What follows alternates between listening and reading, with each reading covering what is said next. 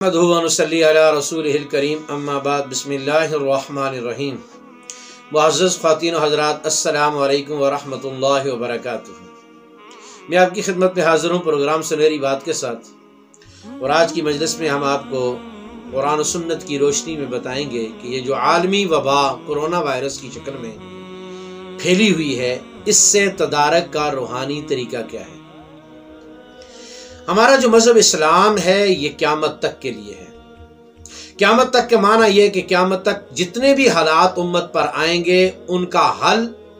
اللہ تبارک و تعالی نے دین محمدیہ میں بتا دیا ہے۔ اپنے نبی کے ذریعے ان تمام تر حالات کو، ان سے نکلنے کا راستہ رسول پاک کی شریعت میں موجود ہے۔ تو لہٰذا اس وقت حالات کا تقاضا حالات کا جو تقاضا ہے کہ کرونا وائرس نے پوری دنیا کو بظاہر اپنی لپیٹ میں لیا ہوا ہے، اور آئے دن وہ پھیل رہا ہے سکڑنے کے بجائے۔ اس سے بچنے کے لیے ہمارے نبی نے کیا تدبیریں بتائیں، اس کے لیے یاد رکھیے۔ سب سے پہلی بات تو یہ ہے کہ ہم قرآن مجید کی تلاوت، قرآن مجید کی تلاوت ساری کی ساری باعث برکت ہے، لیکن کچھ آیات ایسی ہوتی ہیں جو مخصوص مواقع کی ہوتی ہیں۔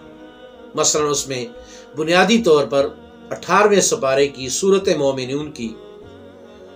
آخری آیت، افحسبتم انما خلقناکم عبثا وانکم الینا لا ترجعون، آیت نمبر 115 سے لے کر آخر تک، اس کو صبح کی نماز کے بعد بھی 3 مرتبہ پڑھیں، اور اس کو مغرب کی نماز کے بعد بھی 3 مرتبہ پڑھیں۔ ایک تو اس کا کثرت سے اہتمام کیا جائے۔ دوسری بات یہ کہ آیت کریمہ لا الہ الا انت سبحانک انی کنت من الظالمین، امت مصیبت میں ہے، انسانیت پریشانی میں ہے، اور پریشانی میں اللہ تعالیٰ فرماتے ہیں کہ یونس علیہ السلام کتنی بڑی پریشانی میں تھے، مچھلی کے پیٹ میں چلے گئے، ظاہر میں بچنے کا کوئی راستہ نہیں ہے، ظاہر میں باہر آنے کی دنیا میں کوئی تدبیر نہیں ہے، لیکن حضرت یونس علیہ السلام نے مچھلی کے پیٹ میں اس دعا کو پڑھا، لا الہ الا انت سبحانک انی کنت من الظالمین۔ اللہ جل جلالہ کی ذات نے اس دعا کو قرآن میں مجید میں نازل فرمایا، اور فرمایا میرے یونس نے یہ دعا پڑھی تو میں نے اس کو نجات دے دی۔ اللہ تعالیٰ کے ایک جملہ فرماتے ہیں وَكَذَلِكَ نُنْجِي الْمُؤْمِنِينَ، جو آدمی بھی ایسی مصیبت میں مبتلا ہو جائے گا جس میں ظاہر میں بچنے کا کوئی راستہ نہ ہو، کوئی آدمی بھی ایسی مصیبت میں مبتلا ہو جائے جس سے ظاہر میں نکلنے کی کوئی تدبیر نہ ہو، جس طرح یونس علیہ السلام مچھلی کے پیٹ میں چلے گئے، ظاہر کی دنیا میں کوئی بھی بچنے کا راستہ نہیں تھا، لیکن لا الہ الا انت سبحانک انی کنت من الظالمین، یہ آیت اتنی طاقتور ہے کہ ظاہر کے تمام اسباب کے یعنی کہ ختم ہونے کے باوجود بھی اللہ اپنی قدرت کاملہ کے ساتھ مصیبت زدہ کو اس مصیبت سے نجات دے دیں گے۔ یہ اللہ نے فرمایا وَكَذَلِكَ نُنْجِي الْمُؤْمِنِينَ، ہم امت محمد کے ایمان والوں کو بھی ایسے ہی نجات دیں گے مصیبتوں میں جس طرح ہم نے یونس پیغمبر کو مچھلی کے پیٹ سے نجات دی۔ 313 مرتبہ کم از کم چلتے پھرتے اس کا اہتمام ہو آیت کریمہ کا، اور یہ پوری امت مسلمہ پڑھے، پوری امت مسلمہ پڑھے، مرد اور عورت اور بچے اور جوان اور بوڑھے اس کا اہتمام کریں، صبح و شام اس کا اہتمام کریں، اور ایک جگہ بیٹھ کے یکسوئی کے ساتھ قبلہ رخ ہو کر باوضو ہو کر اس کو 313 مرتبہ پڑھا جائے۔ 100 کر کے بھی پڑھ لو، 50 کر کے پڑھ لو، لیکن یکسوئی کے ساتھ، اور آگے پیچھے چلتے پھرتے اس کا اہتمام کیا جائے۔ یہ 2 قرآن کی آیتیں مجرب ہیں۔ اس کے علاوہ نبی علیہ السلام نے صبح و شام کی جو حفاظت کی دعائیں بتائیں، ان دعاؤں کا اہتمام کیا جائے۔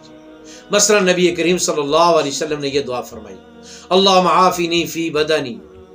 اللہم عافنی فی سمعی، اللہم عافنی فی بصری، لا الہ الا انت، اے اللہ میری بدن میں عافیت نصیب فرما، اے اللہ میری آنکھوں میں عافیت نصیب فرما، اے اللہ میری کانوں میں عافیت نصیب فرما، نہیں ہے کوئی معبود مگر آپ ہی۔ تو لہٰذا یہ نبی علیہ السلام کی سکھائی ہوئی دعا ہے، تو یہ خود نبی علیہ السلام سکھا رہے ہیں، تو لہٰذا اس دعا کا اہتمام کیا جائے صبح و شام۔ ایسے ہی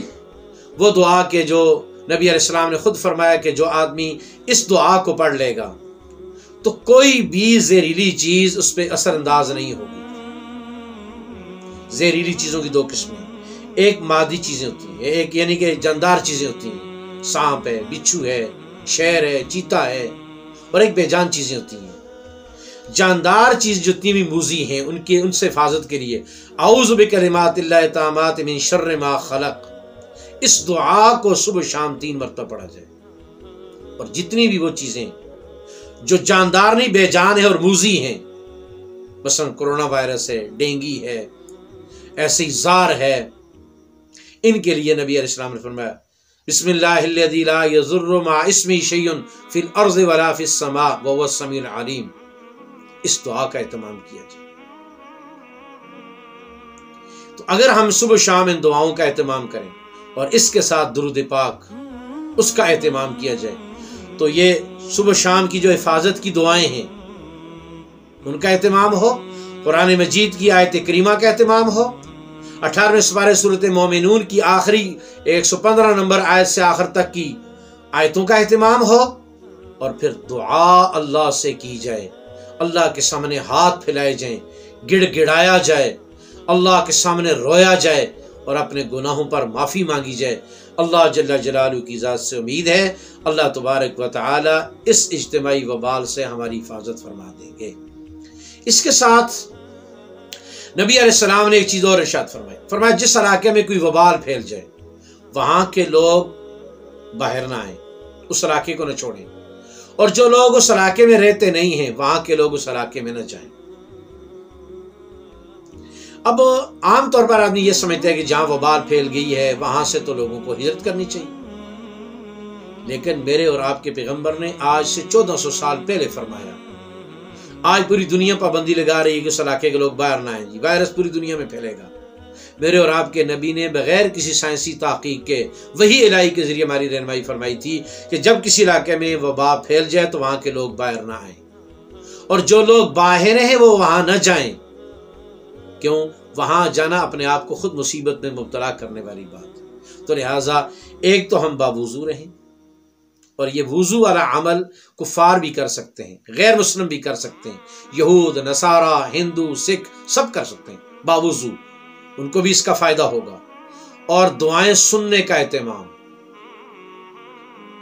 یعنی ان آیتوں کے سننے کا اہتمام کیا جائے، ان کے لیے یہ حکم ہے، اور مسلمان اس آیتوں کو پڑھنے کا اہتمام کریں۔